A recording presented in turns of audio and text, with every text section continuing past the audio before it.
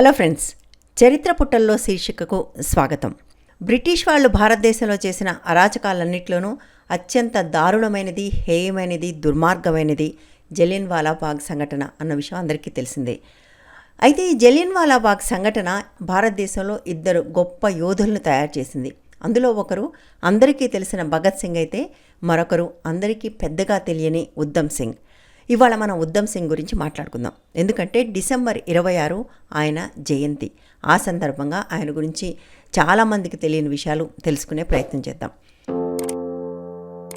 ఉద్దమ్ సింగ్ అసలు పేరు శేర్ సింగ్. అతను లాహోర్లో పుట్టాడు. 3 ఏళ్ల వయసులోనే తల్లి చనిపోతే తర్వాత కొద్ది కాలానికి తండ్రి అతని అన్నను వెంట పెట్టుకుని అమృత్సర్ బయలుదేరాడు. దారిలో తండ్రి కూడా చనిపోయాడు. అప్పుడు షేర్ సింగ్ తన అన్నతో కలిసి ఒక అనాథాశ్రమంలో చేరాడు. ఈ అనాథాశ్రమంలో వాళ్ళు షేర్ సింగ్ అన్న పేరుని ఉద్దమ్ సింగ్గా మార్చారు. ఉద్దమ్ సింగ్ని దురదృష్టం వెన్నాడటం మానలేదు. కొద్ది కాలానికి అన్న కూడా చనిపోయాడు. పూర్తిగా ఒంటరిగా మారిన ఉద్దమ్ సింగ్ వయసు రాకపోయినప్పటికీ అబద్ధం చెప్పి ఆర్మీలో చేరాడు. ఆర్మీలో పనిచేస్తూ సెలవులకు అమృత్సర్ వచ్చాడు. అప్పటికి ఆయన వయసు కేవలం 19 ఏళ్ళు. ఆ సమయంలోనే జలియన్వాలా బాగ్ మీటింగ్ జరిగింది.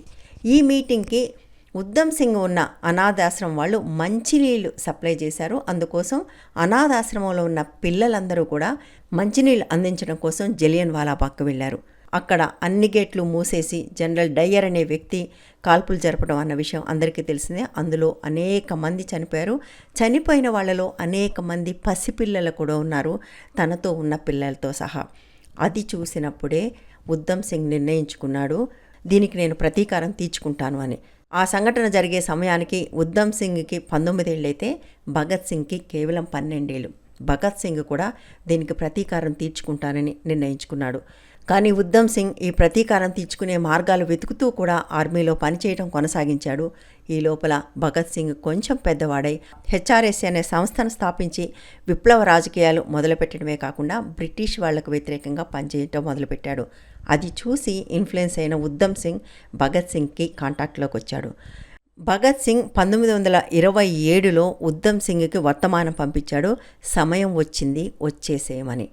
అప్పుడు ఉద్దమ్ సింగ్ సైన్యం వదిలేయటమే కాకుండా అక్కడ తనతో పాటు మరొక 20 మందిని తీసుకుని కొన్ని తుపాకులు, మందుగుండు కూడా తీసుకుని భారతదేశానికి పారిపోయి వచ్చాడు. కానీ రాగానే దొరికిపోయి జైలు పాలయ్యి 1931లో రిలీజ్ అయ్యారు. సరిగ్గా అదే సంవత్సరం భగత్ సింగ్ని ఉరి తీశారు. అప్పుడు భగత్ సింగ్ వయసు కేవలం 24.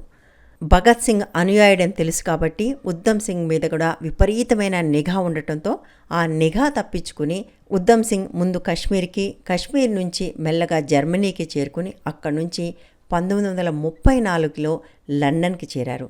లండన్లో ఇండియన్ వర్కర్స్ అసోసియేషన్ అనే ఒక సంస్థతో కలిసి పనిచేయడం మొదలుపెట్టాడు. దాంట్లో భాగంగా ఇంగ్లండ్లో కూడా అత్యంత దయనీయ పరిస్థితుల్లో ఉన్న కార్మికులతో కూడా ఆయన సంబంధంలోకి వచ్చాడు.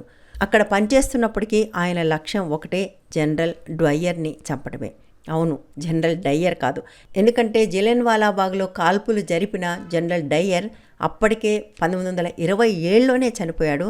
కానీ ఈ కాల్పులు జరపటానికి అంగీకారం తెలిపిన డ్వయ్యర్ మాత్రం బతికే ఉన్నాడు. ఆయన లండన్లో ఉన్నాడు. ఉద్దమ్ సింగ్ అతని కోసమే లండన్ చేరాడు.